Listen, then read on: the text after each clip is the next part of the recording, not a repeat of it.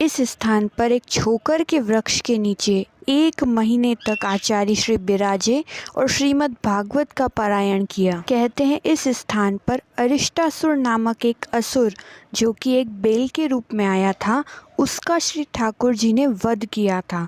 तभी ब्रजवासी बोले, लाला अब तो तुझ पर गोवंश की हत्या का पाप लगा है और तुझे तो सभी तीर्थों में स्नान करना पड़ेगा।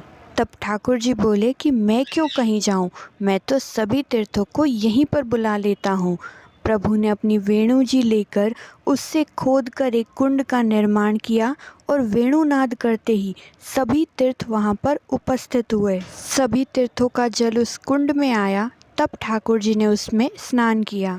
कहते हैं श्री स्वामिनी जी के आग्रह पर ठाकुर जी ने समस्त तीर्थों को यहाँ बुलवाया था और कुंड का निर्माण किया।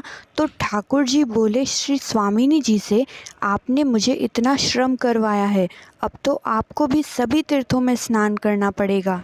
तब स्वामिनी जी ने अपने चरण के अंगूठे से भूमि को खोद कर कुंड का निर्माण किया और सभी तीर्थों सहित कृष्ण कुंड का जल भी इसमें आया। तब स्वामिनी जी ने भी उसमें स्नान किया। जब आचार्य श्री महाप्रभु जी 1 महीने तक यहाँ बिराजे, एक दिन प्रातःकाल के समय जब आचार्य श्री छोकर के वृक्ष के नीचे बिराज रहे थे, साथ में उनके कई सेवक भी थे। तभी श्री ठाकुर जी और श्री स्वामिनी जी साथ में रमण करते हुए गिरिराज जी की कंदरा में पधार रहे थे। तब श्री ठाकुर जी ने इशारा करके आचार्य श्री को बुलाया।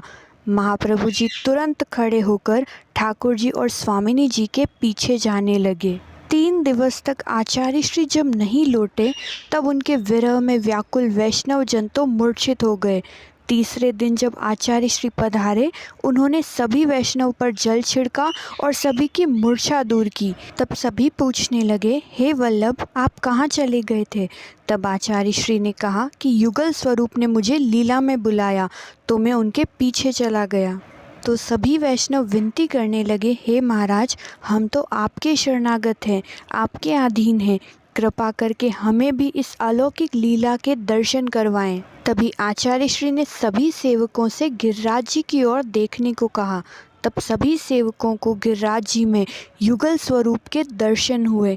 सभी सेवक धन्य हो गए और कहने लगे, हे महाराज, आपकी कृपा से हमारी इस दृष्टि ने अलौकिक युगल स्वरूप के दर्शन किए हैं।